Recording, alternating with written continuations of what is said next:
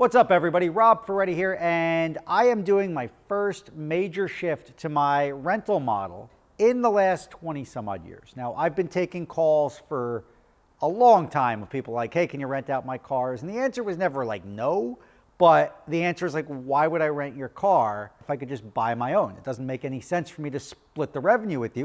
If I have a car that's going to generate $150,000 a year, why would I give you 75 if the cost structure is always maintenance, depreciation, insurance, and interest on whatever loan it is. So if that is your 4-point cost structure and that costs me 60 grand a year, why would I give you 75, right? Or however the math works out. And there was a major shift in the industry that there's just a bunch of guys that think that this is a great business, right? Like, I want to rent out exotic cars. I want to get a free car. I want to, like, whatever the logic is, there's some sort of like thing that I'm missing that anyone in the industry that's just like, trust me, dude, don't do it. And everyone's like, nah, you're just saying that. Like, you're trying to keep it for yourself. And then they find out. And I was like, well, now we have AI. I wonder what AI would say. You type in AI, hey, should I rent out my sports car through a broker? And the answer is emphatically no. Like, it just generally doesn't work, but you can't get it out of some people's heads. What does work is sometimes you can rent your car out, and it's just a creative way to get a car for free, or it's not a business. You're not going to make money doing it. In very rare occasions can you do that, but you also have to do it with volume. However, there's 1,000 brokers out there that'll be like, yo, man, get your car out. It's $2,000 a day, 30 days a month. That's 60 grand a month. We're talking $700,000 a year to rent your car out. We split it 50-50. Now the guy's locked into your car. He's got your car, it disappears, it goes Evel Knievel over the Grand Canyon. Who knows what the hell happens? Insurance doesn't cover it. There's so many risks that I say you can't trust. You got to trust the person you're giving the car to, and you can't trust these guys because these guys will say anything to get your car, because without your car, they don't have a business. Now, finally, 20 some odd years into the business, I've made the decision that I am going to give people an outlet. And when I say an outlet is I'm going to take people's cars and rent them out. I cleared it with my insurance. I'm like, look, this broker model is really polluting the industry, and if there's nowhere else to go, if there's no legitimate options, they're going to go to the scum, and the scum is going to rent the car out for $600, $800 a day. They don't really care. They're not really running a business. They're just hustling to try to get as much money as they can before they jump onto the next guy to give them a car. It's not a good thing for anyone involved. The only guy that's really benefiting is the broker that's screwing everybody over. Now I'm changing that, and I've now changed my business model. I've got, obviously, the cars that I own, and then I am getting more cars as always. But now, instead of getting the cars that I would normally get, I'm only going to buy cars that I would otherwise want to own, right? So, like, cool cars. I'm not really interested in any of the new hybrid cars. I don't really have the same excitement. But I want to buy the cars that I feel are going to hold their value better. Like, instead of buying a new Range Rover for 140 and selling it for 65, saying like, why can't I get more than 65 grand for a 20,000 mile Range Rover?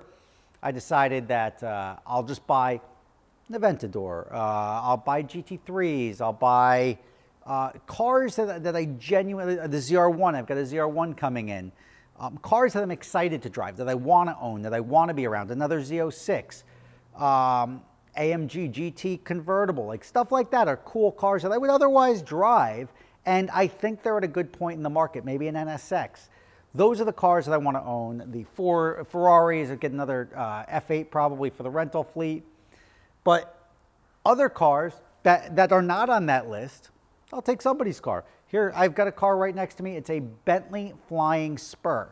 Now, I just sold my Flying Spur, and this guy's like, hey, would you like to rent out mine? And I was like, yeah, I guess so. Like it's not my favorite model. It doesn't have the highest utilization, but it does generate money. It's a cool car. And I mean, there's demand for it. There's just not enough demand for me to want to buy one and then lose $150,000 in depreciation. But you own it.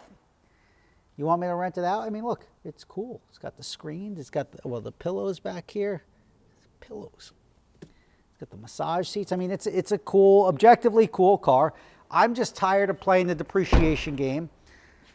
And I'm tired of dealing with selling cars. It's very frustrating to sell cars, very frustrating to deal with a lot of stuff.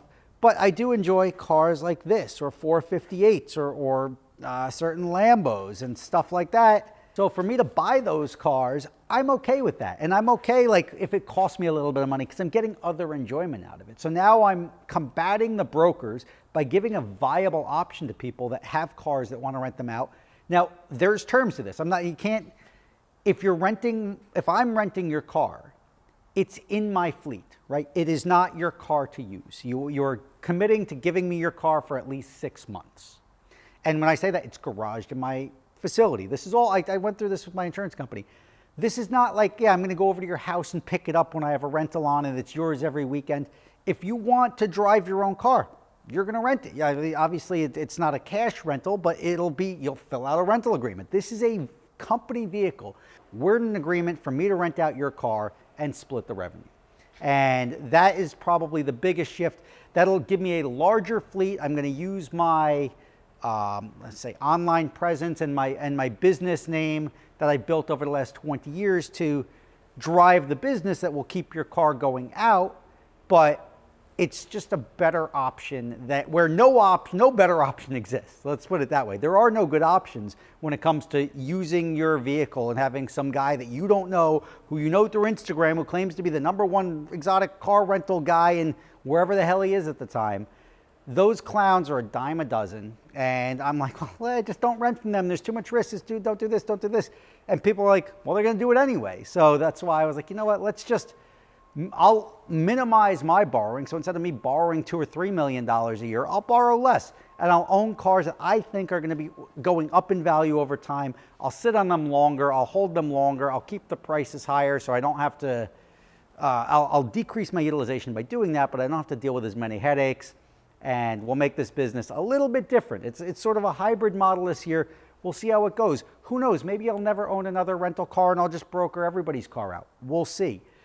There is a shift that I've been trying to highlight the risks to and help people prevent themselves from getting screwed, but apparently they do that. And that's when you see the TikToks and the Instagrams of people's cars getting repossessed in the middle of rentals and stuff like that. I'm not looking to play games. If somebody's got a car, they want to make money on it, I got no problem doing that. If you just want to rent your car or make it available just for static displays, I do a lot of stuff with companies where they're renting for productions. So it's not like a daily rental vehicle. It'll be parked, or maybe we're doing an activation where we're giving people rides around the block, something like that, maybe picking up journalists and bringing them to an event or something. Those are the types of events that I could make more cars available for, because that's not a traditional rental. That's sort of a one-off. It doesn't have to stay in my shop. I don't need to use it. But people that want to rent out their actual vehicles, I can now offer somebody or offer a product to them. So if you're interested in doing that and you have a car in the New York area, email me, rob@gothamdreamcars.com, and I will give you the breakdown of how everything is going to work. Are you guaranteed to make money? I have no idea. Are you in the best spot possible to make money with me versus some clown who's not running a proper business? Yes, so I can tell you that. So if you are hell-bent on having your car rented out, are you going to go out and buy a car and give it to me so you can go make money doing it? I would tell you not to. It's your money. You do what you want. But I would advise you against that and say there's much better ways to make money in this world than buying an exotic car and putting it in a fleet. However, if you're just looking to like sort of break even, maybe cost yourself $300, $500, $1,000 a month to own a Lamborghini or something like that, then you might be the right guy for that. But do your own research. Like, honestly, the guy you want to give your car to is the guy who's telling you not to give your car to anyone, or especially anyone other than him, but just don't give your car to anyone. I don't suggest that that's a great way to make money, but apparently there's a lot of people that want to do it. And I'm here to give you now a legitimate outlet as I'm building up my fleet. It's a very seasonal business, so if you want to do something, I would hit me up sooner. Otherwise, I'm just going to keep buying the cars that I would need. But it's going to be an interesting year, and I'll keep you guys in the loop and let you know how it goes. Just revamped the website. We'll get into that in another video, and I'll tell you about the new product lines I'm offering. But Rob Ferretti here in Teaneck, New Jersey at Gotham Dream Cars, giving you the lowdown on what's going on and how I've now restructured my business in response to the market. I mean, you can complain about the market. You just can't ignore it for too long, because if you don't change, you're going to get trampled by it. Not that it was, not that my revenue was significantly down more so than anyone else's, but you see a lot of these companies going out of business. and I decided to relook at my business model and be like, does it make sense to carry these extra cars if the demand is being sucked out from the bottom by these brokers all over the place?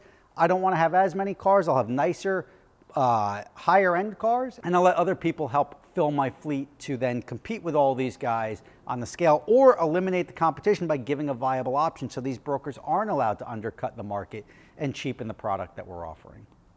Rob Ferretti, thanks for watching. See you next time.